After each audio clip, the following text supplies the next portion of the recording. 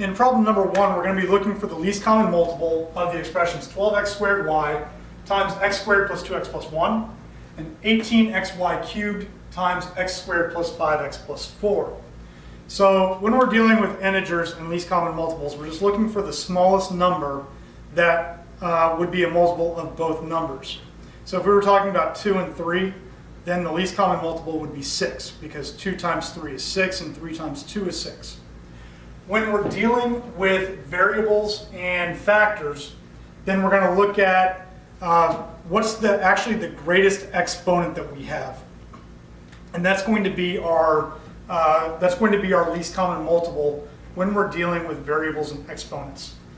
So what we want to do first is I'm going to take the y's, or that y and this x, and I'm going to give it an exponent. So this y has an exponent of 1, and this x has an exponent of 1. Now the next thing that I want to do is I want to take this factor, or this expression and this expression, and factor it down. So I'm going to go 12x squared y to the first, and then what are the factors of 1 that add to 2? So x plus 1, and I'm going to square that, because I've got a perfect square trinomial there. Over here, I'm going to go 18x to the first y cubed, and then what are the factors of 4 that add to 5? X plus 4 and x plus 1. Now, in order to find the least common multiple, I've got to find everything that is unique. So I've got two integers here and here. So I need to figure out what is the least common multiples, or the least common multiple of the numbers 12 and 18. That's going to be 36, because 12 times 3 is 36, and 18 times 2 is 36. So I'm going to start off with that. So the LCM is going to start off with 36. Now I'm going to look at the x's. I've got to go with the greatest exponent that I find here. And so you can see that I've got an x squared, and I've got an x. So that means that this 2 is the greatest exponent, so that's going to be part of my LCM. For y, I've got a 1, and I've got a 3. So I'm going to take that y cubed, and that's going to be part of the LCM. Now for this factor, x plus 1, I've got a square here, and I've got it to the first over here. So the square wins out, so I'm going to do x plus 1 squared. And over here, I've got an x plus 4 to the first. There is no x plus 4 to the first over there, so I have to take this one and put this one into the LCM. So as you can see here, the LCM between these two is going to be 36x squared y cubed times x plus 1 squared times x plus 4. For problem number 2, we're going to add two fractions together. So this is going to take us back to when we were at middle school and we started adding fractions, and we knew that we had to have a least common denominator in order to be able to add those fractions together. So the problem that we did in number 1, we had to find the least common multiple. We're going to apply that here to problem number 2. So we've got x over x minus 1 plus 2x minus 1 over x squared minus 3x plus 2. So we've got to find the least common denominator between x minus 1 and x squared minus 3x plus 2. So the first thing you want to do is go ahead and factor this down. Now x over x minus 1 is in simplest terms already, so we're going to leave that as is. The 2x minus 1, we're going to pull that down. And then x squared minus 3x plus 2, what are the factors of 2 that add to negative 3?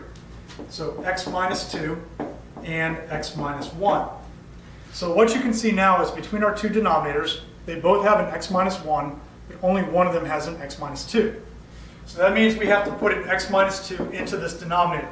So we're going to go over here and we're going to multiply the denominator by x minus 2. But whatever we do to the denominator, we also have to do to the numerator in order to make sure that this fraction basically remains balanced. So multiply both the numerator and denominator by x minus 2. Now I'm going to go ahead and distribute the x through to this. So x times x is x squared, and x times negative 2 is negative 2x. Down here, I'm going to leave these as the factors that they are. So x minus 2 times x minus 1. Now I'm going to add 2x minus 1 over x minus 2 times x minus 1.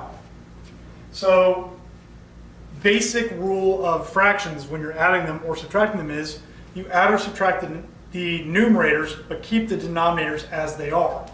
So we're going to look at the numerators. We have an x squared here, but no square to add it with. So we're just going to put down x squared. Then we've got a negative 2x plus a 2x.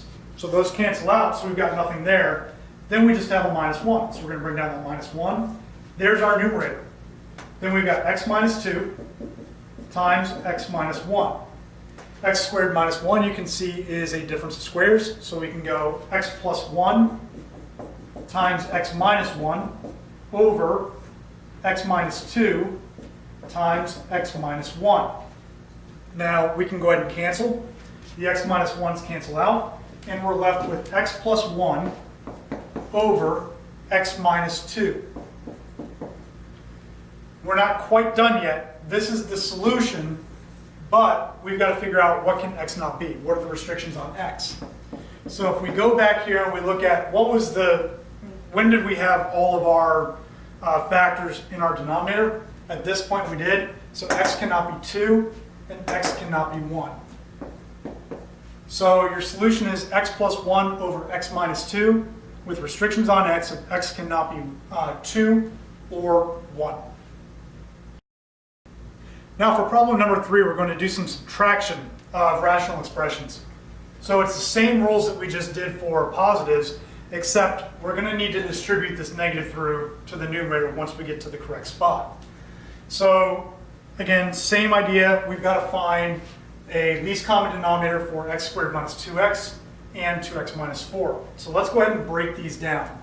This will become x plus 2 over, we've got an x, or we've got two x's and we've got one x, so we can pull out an x, and that leaves us with x minus 2. So x times x minus 2 there, minus x plus 2 over, we can pull out a 2, and then x minus 2. So you can see that the LCM on this is going to be 2x and x minus 2. So anything that either one of those denominators is missing, we're going to have to add to that denominator through multiplication. So on this one, you can see that this one is missing the 2. So we're going to have to multiply this one by 2 over 2. This one is missing the x, so we're going to have to multiply that one by x over x. So when we multiply through, we're going to end up now with 2x plus 4 over 2x times x minus 2 minus x plus 2 over, x squared plus 2x over 2x times x minus 2. So we've distributed everything through the 2 times the x and the 2, the x times the x and the 2, and then now we've got a least common denominator. What I'm now going to do is go ahead and combine these together, but I'm going to put these into parentheses, and you'll see why in just a second. I'm going to go 2x plus 4 minus x squared plus 2x over 2x times x minus 2. So you can see that when I put these in parentheses, I've got this negative here that has to be distributed through to both of those terms. So this is going to become 2x plus 4 minus x squared minus 2x over 2x times x minus 2. And now I can rearrange these and combine like terms. So negative x squared plus 4 over 2x times x minus 2. I'm going to bring this over here. I'm going to rewrite this just so I have a little bit more room. Negative x squared plus 4 over 2x times x minus 2. Now what I'm going to do is I'm going to take this negative and I'm going to pull that out. And so I'm going to get negative x squared minus 4 over 2x times x minus 2. So I can then take, this is a difference of squares, so I can factor that down. So negative x plus 2 times x minus 2 over 2x times x minus 2. You can now see that I've got an x minus 2 in both the numerator and denominator, which can be canceled out. And that's going to leave us with negative times the quantity x plus 2 over 2x. Now that's all that can be done in terms of simplifying that. Now we've just got to find out what are the restrictions on x. Well, going back over here, you can see that the 2 doesn't mean anything. So we're not going to worry about that. But we do have an x that's sitting out here. So that means that x cannot equal 0.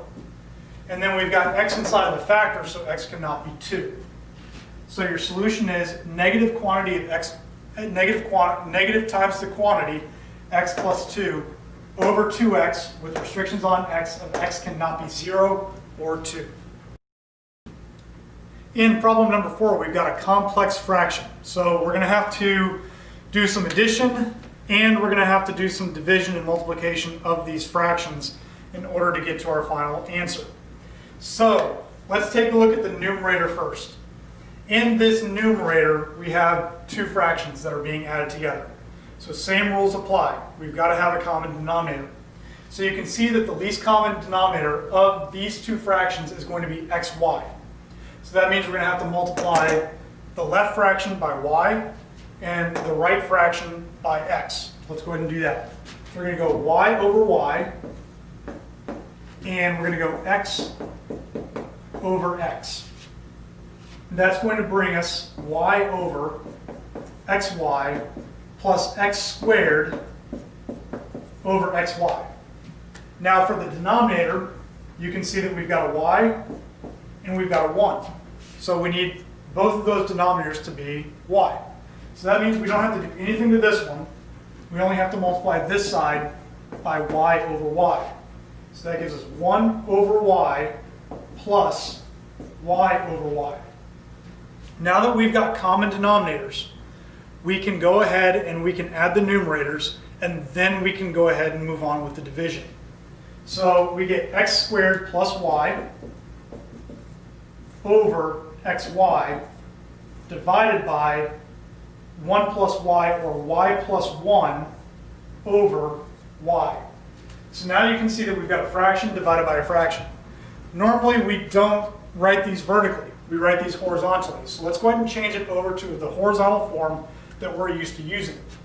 So that will give us x squared plus y over xy divided by y plus 1 over y. So now that we've got it written like that, this should be a little bit more familiar to you. Now you know that in order to be able to divide fractions, what we've got to do is we've got to flip the second fraction, and then we've got to change the division sign to multiplication. So let's go ahead and take care of that. That'll give us x squared plus y over xy times y over y plus 1. So let's go ahead and take care of any reducing that we can do, whether it be vertical or diagonal. So we can cross out that y, and that leaves us with a 1 there. There's nothing that we can do with this x squared plus y and this y plus 1, and there's nothing we can do with the x squared plus y and the x. So now we just need to multiply across. So x squared plus y times 1 is just x squared plus y. Then we get x times y plus 1, which is going to give us xy plus x. Or we could leave it as x times y plus 1, which I think I'm going to go ahead and do, because I do want to make sure that I get all of my restrictions correct. You could write this as, you could distribute that through. I'm just going to leave it as the factors. So now going back through this, anything that appeared in the denominator is going to be a restriction on the denominator. So we know that x cannot be 0, y cannot be 0, y cannot be 0 here, which we've already got, and then y cannot be negative 1. So our solution is x squared plus y over x times y plus 1 with restrictions on x of 0 and on y of 0 and negative 1.